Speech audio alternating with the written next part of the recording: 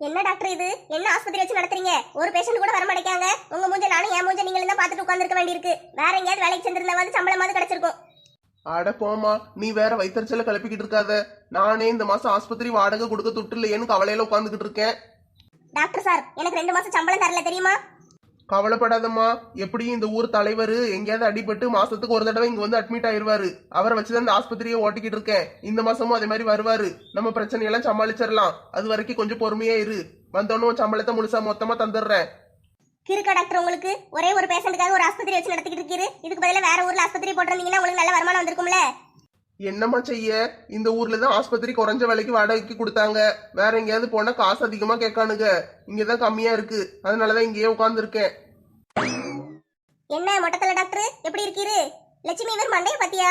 இந்த நம்ம நாட்டாம படத்துல கவுண்டமணி என்ன தலையில ஒரு லைட் கட்டி தலைவர்ல உங்க அப்பாவை தேட அது மாதிரியே இருக்காருல்ல? ஆமா டாக்டர், தலையை நல்ல பளபளன்னு வச்சிருக்கீரே. என்ன ஷாம்பு போட்டு குளிக்கீரு? ஏக்கா, கக்கூஸ் கழுவுற பிள்ளையில ஊத்தி குளிப்பாரு, அதான் இப்படி பளபளன்னு இருக்கு. அட கடவுளே, இந்த கூட்டம்ல வந்திருக்கு. இவளுகளை வச்சு சமாளிக்க முடியாதே. தலைவர் வந்தாதான் நம்மளுக்கு துட்டு கிடைக்கும். இவளுக்கு வந்தா 10 பைசா பேராதே. சரி, சமாளிச்சு அனுப்புவோம். என்னம்மா கூட்டமா வந்திருக்கீங்க? இதுல பேஷண்ட் யாரு? அண்ணாச்சி, பேஷண்ட் இவாதான். ஆனா இவளுக்கு ஒண்ணும் இல்ல. என்னது ஒண்ணும் இல்லையா? அப்புறம் எதுக்குமா கூட்டிட்டு வந்தீங்க? ஐயோ டாக்டரே, வந்த பேஷண்ட திருப்பி அனுப்ப பாக்கிறா? எனக்கு 2 மாசம் சம்பளம் தரணும், ஞாபகம் வச்சுக்கோரும். ஏமா என்ன செய்துமா? உனக்கு காய்ச்சலாமா அடிக்கி? இல்லையே, அதெல்லாம் ஒண்ணும் இல்லையே. அப்புறம் எதுக்குமா வந்திருக்கீங்க? டாக்டர் அண்ணாச்சி, என்ன நடந்ததுன்னா இவங்க அத்தையை ஏமாத்துறதுக்காக நாங்க இவளை கால் உடைஞ்சிட்டுன்னு சொல்லி தூக்கிட்டு வந்திருக்கோம். இவளை இங்க சேர்த்துக்கோங்க. ஒரு வாரத்துக்கு வச்சு ஏதாவது ட்ரீட்மெண்ட் கொடுக்குற மாதிரி நடிங்க. பிறகு நாங்க பில்ல கட்டிட்டு கூட்டு போறோம். பில்லு கட்டிடுவீங்கல்லம்மா? அப்பனா சரி, சேர்த்துக்கிடுறேன். நல்ல வேலை, டாக்டர் நம்ம கஷ்டத்தை புரிஞ்சுக்கிட்டாரு. அட்மிஷன் கொடுத்திருக்காரு. அத்தை கிளவிட்டு இருந்து எப்படியும் தப்பிச்சிடலாம். வாங்க வாங்க, ரூமுக்கு போவோம். மத்ததெல்லாம் ரூம்ல போய் திட்டம் போடுவோம். டாக்டர், பில்ல ரெடி பண்ணிட்டா? பண்ணுமா பண்ணு. இளிச்சக்கா, இந்த பெட்ல வந்து படுத்து பாருங்களேன். நல்ல மெத்துன்னு இருக்கு. இந்த டாக்டர் மொட்டை மண்டையனுக்கு துட்டு எங்க இருந்து தான் கிடைச்சதோம்மா? இவ்வளவு நல்ல பெட்டு வாங்கி போட்டிருக்கான். அடியே, என்னடி இது? நீ பாட்டுக்கு பேஷண்ட் மாதிரி பெட்ல படுத்து கிடக்க. கீழே இறங்கி உட்காருடி.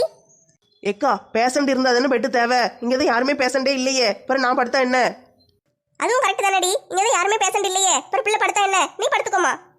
ஏக்கா, படுக்க தான் முடியும். நல்லாலாம் படுக்க முடியாது. இந்த டாக்டர் மொட்டை மண்டையன் சின்ன பெட்டா வாங்கி போட்டிருக்கான். ஏன் உயரத்துக்கு இது சின்னதா இருக்கா? காலை நீட்டவே முடியல, கால்லாம் வலிக்கி. அதுக்கு தான் எங்களை மாதிரி கொஞ்சமா வளரணும். இப்படி பணமர மாதிரி வளர்ந்துகிட்டே போனீங்கன்னா உனக்கு எங்கம்மா கிடைக்கும் பெட்டு? ஸ்பெஷலா ஆர்டர் கொடுத்து தான் செய்யணும். ஏக்கா, எங்க வீட்ல எல்லாம் ராமு எனக்காக என்ன அழகா ஒரு பெட்டு வாங்கி போட்டிருக்காரு தெரியுமா?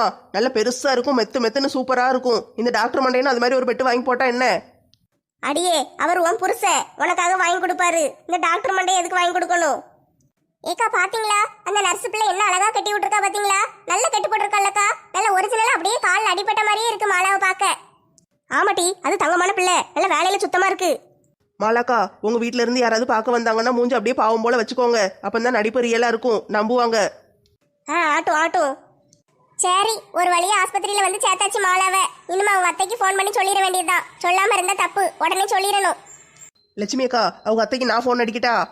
வேண்டாமா தாயே, நீ பாட்டுக்கு ஒண்ணு கிடக்க ஒண்ணு பேசி வச்சுட்டேன்னா அப்புறம் அவங்க அத்தைகிட்ட நிக்க முடியாது. நிலையில்லாம நிக்கும். நானே பேசுறேம்மா. ஹலோ, மங்கம்மா மேடமா? என்னது மேடமா? லட்சுமி அக்கா இப்படி செய்வாங்கன்னு நான் கொஞ்சம் கூட நினைச்சு கூட பார்க்கல. எனக்கு உதவி செய்யற மாதிரி செஞ்சுக்கிட்டு எங்க அத்தை கிளவியை போய் மேடம்னு கூப்பிடுறாங்களே. ஆமா, நான் மங்கம்மா தான் பேசுறேன். நீங்க யாரு? மேடம், நாங்க பக்கத்து ஊர் பேங்க்ல இருந்து பேசுறோம் மேடம். உங்களுக்கு ஒரு 50 லட்சம் ரூபாய் லோன் கிடைச்சிருக்கு. கொண்டு வந்து கொடுக்கட்டுமா? 50 லட்சமா? கொண்டு வா. 50 லட்சம் கிளவி அலையுது பாரு. ஐ, 50 லட்சம் கிடைக்க போகுது. நல்ல மாளிகை மாதிரி வீடு கட்டிடலாம். நிறைய படிச்சாலையா வாங்கலாம். புதுசா கார் வாங்கலாம், நகை வாங்கலாம், எல்லாம் வாங்கலாம். ஜாலியா இருக்கும். ஏம்மா, அந்த 50 லட்சத்தை பேங்க்லயே போட்டுருவியா இல்லைன்னா கையில வந்து துட்டா தருவியாமா? மேடம், கேஷாவே கொடுத்துறோம். ஒரு பெட்டியில போட்டு கொண்டு வந்து தாரோம். அப்படியாம்மா? சரி, வீட்டுல தான் இருக்கேன், சீக்கிரம் வா. அத்தை பாட்டி, துட்டுன்னு வாயை பழக்காதீங்க. உங்க மருமகளை நம்ம ஊர் ஆஸ்பத்திரியில அட்மிட் பண்ணிருக்கோம். கால் உடைஞ்சிட்டு, சீக்கிரம் வந்து பார்க்க வாங்க. வரும்போது 2 லட்சம் ரூபாய் துட்டு எடுத்துட்டு வாங்க. என்னது, மருமவளை ஆஸ்பத்திரியில சேர்த்திருக்கீங்களா? நான் துட்டு தரணுமா? அப்ப நீ பேங்குக்காரி இல்லையா? 50 லட்சம் தரலையா? அத்தை பாட்டி, நான் சும்மா சொன்னேன். நான் லட்சுமி பேசுறேன். என்னையாடி ஏமாத்துறீங்க? இருங்க, உங்களை எல்லாம் போலீஸ்ல புடிச்சு கொடுக்கேன். அத்தை பாட்டி, நியாயமா பார்த்தா நாங்க தான் உங்களை போலீஸ்ல பிடிச்சு கொடுக்கணும். மருமகளை சோப்பு தண்ணிக்குள்ள தள்ளி விட்டு கொல்ல பார்த்திருக்கீங்க. என்னது, நான் கொல்ல பார்த்தனா? அவ தானடி தண்ணிக்குள்ள வலிக்க விழுந்தா? அந்த விஷயம் உங்களுக்கும் எங்களுக்கும் மட்டும்தானே தெரியும். போலீஸுக்கு தெரியாதுல்ல. நாங்க போய் போலீஸ்ல போய் நீங்க தான் அவளை கொல்ல பாத்தீங்கன்னு சொல்லுவோம்ல. என்னது, போலீஸ்ல சொல்ல போறீங்களா? நாங்க போலீஸுக்கு போகாம இருக்கணும்னா 2,00,000 ரூபாய் பணத்தை எடுத்துட்டு ஆஸ்பத்திரிக்கு வாங்க. மாலாவை வந்து பார்க்க வரணும், சரியா? அடியே என்கிட்ட 2,00,000 ரூபாய் இல்லட்டி. அதான் உங்க சின்ன மருமக இருக்கல்ல, நீங்க என்ன கேட்டாலும் செய்வாள்ல, அவட்ட போய் வாங்கிட்டு வாங்க. இப்படி தலையில இடிய தூக்கி போட்டாளுகளே, நான் என்ன செய்வேன்? லட்சுமி, என்ன பேச்சு பேசுற? நீ பேசாம பட்டிமன்றத்துல பேச போலாம். வேற என்னக்கா, இந்த பிள்ளைய போட்டு என்ன பாடுபடுத்தி இருக்காங்க? இருக்கிறது 2 மருமகனா 2 பேரையும் ஒரே மாதிரி தானே பார்க்கணும். அவளுக்கு ஒரு நியாயம், இவளுக்கு ஒரு நியாயமா? அவ மட்டும் நல்ல மகாராணி மாதிரி இருப்பா, இந்த பிள்ளை என்ன வேலைக்காரியா? லட்சுமி அக்கா பேசுனதே பேசுனீங்க, வரும்போது 4 பிரியாணி வாங்கிட்டு வர சொல்லியிருக்கலாம்ல. இருடி, அதான் 2 லட்சம் வரும்ல, அதுல வாங்கி திம்போம். அதெல்லாம் இருக்கட்டுமா? ஊர்க்காரங்க யாராவது உன்னைய பார்க்க வந்தாங்கன்னா, இல்ல அலெக்ஸ் தம்பியே உன்னைய பார்க்க வந்தா கூட நீ கால் உடைஞ்ச மாதிரி தான் நடிக்கணும், சரியா? ஏன்க்கா, எங்க வீட்டுக்கார்ட்ட கூட உண்மையை சொல்ல வேண்டாமா? வேண்டாண்டி, அப்புறம் நீ சொன்னீன்னா அப்புறம் அவரும் உன்னை தப்பா தான் நினைப்பாரு. எங்க அம்மாவை ஏமாத்திருக்கேன்னு நீ சொல்ல வேண்டாம். நம்ம ஒரு நல்ல விஷயத்துக்கு தானே இப்படி பண்றோம். இப்படியே இருக்கட்டும், யார்ட்டையும் சொல்ல வேண்டாம். நம்ம 4 பேருக்கு மட்டும்தான் இந்த உண்மை தெரியணும், சரியா? ஏக்கா, அந்த டாக்டருக்கும் நர்ஸுக்கும் உண்மை தெரிஞ்சிருமே, யார்கிட்டயாவது சொல்லிட்டா என்ன செய்ய? கவலைப்படாம இருங்க, நான் யார்ட்டையும் சொல்லி கொடுக்க மாட்டேன். எனக்கு அந்த மாதிரி புத்திலாம் கிடையாது. டாக்டருக்கு ஒரு 50 ரூபாய் எக்ஸ்ட்ரா கொடுத்தா போதும், அவர் யார்ட்டையும் சொல்ல மாட்டாரு. பெறவென்ன 4 பிரியாணி வாங்குறது 5 வாங்கி எல்லாரும் சேர்ந்து திம்போம். லட்சுமி, யார்கிட்ட பழக்கம் விட்டுக்கிட்டு இருக்க? உங்க வீட்டுக்காரா? எங்க வீட்டுக்காரர்கிட்ட எங்கக்கா பேச? மாலை மாமியாருக்கு தான் போன் அடிச்சுட்டே கிடக்கேன், எடுக்கவே மடக்கி.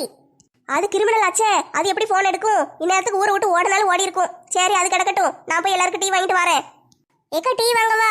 நீங்க தனியா போறீங்களே, நானும் வேணா வரட்டா? வேண்டாண்டி, உன்னால ஒய்யாம படி ஏறி ஏறி இறங்க முடியாது. இந்த ஆஸ்பத்திரிக்கு எதிர்த்தாப்புல தான் இருக்கு கடை, நான் போய் வாங்கிட்டு உடனே ஓடி வந்துடுறேன்.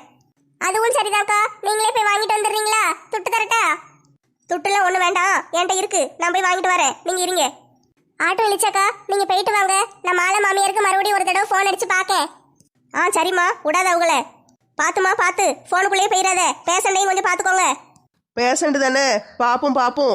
இழிச்சக்கா, நீங்க டீ வாங்கும்போது அந்த கடையில இந்நேரத்துக்கு சுட சுட பஜ்ஜி வடை எல்லாம் போட்டுக்கிட்டு இருப்பான், வாங்கிட்டு வரீங்களா? அந்த கடையில இந்நேரத்துக்கு வடை போடுவான்னு உனக்கு எப்படி தெரியும்? ஏக்கா, அதான் தலைவரை பார்க்க மாசம் மாசம் ஆஸ்பத்திரிக்கு வருவோம்ல, அப்ப அந்த கடையில தான் வடை வாங்கி திம்போம். அப்படியாடி? அப்பனா நீங்களும் அந்த கடைக்கு ரெகுலர் கஸ்டமரா? உங்களுக்கு ஆடி தள்ளுபடி எதுவும் தருவானா? ஏக்கா, அவனே ஒரு இத்து போனவன், அவன் எங்க தள்ளுபடி தரப்போறான்? சரி, வடை வாங்கிட்டு அப்படியே முறுக்கு மிச்சர்லாம் வச்சிருப்பான், அதை கொஞ்சம் வாங்கிட்டு வந்துருங்க. ஏம்மா, உனக்கு வடை வேணுமா இல்ல முறுக்கு மிச்சர் வேணுமா? ஏக்கா, வடை வந்து இப்ப டீ குடிக்கும் போது திங்க, மிச்சரு முறுக்கெல்லாம் பிறவு போர் அடிக்கும் போது திங்க. எவ்வளவு நேரத்துக்கு ஆஸ்பத்திரியிலே சும்மா உட்காந்துக்கிட்டு இருக்க? கறக்கு முறுக்குன்னு என்னத்தையாவது தின்னாதான் நம்மளுக்கு நேரம் போகும். நேரம் போறதுக்கெல்லாம் தின்ன வயிறு என்னத்துக்காகும்? ஏக்கா, வயிறு ஒன்றும் ஆகாதுக்கா, ஆஸ்பத்திரியில தானே இருக்கோம், ஏதாவது ஒண்ணுன்னா டாக்டர் பாப்பாரு. இப்போ நீங்க வாங்கிட்டு வாங்க, சாயந்தரம் வரும்போது ராமு வாங்கிட்டு வர சொல்றேன். இப்ப வாங்குறது காணாதுன்னு சாயந்தரம் ராமு வேற வாங்கிட்டு வர சொல்லுவியா? சரிம்மா, வாங்கிட்டு வரேன்.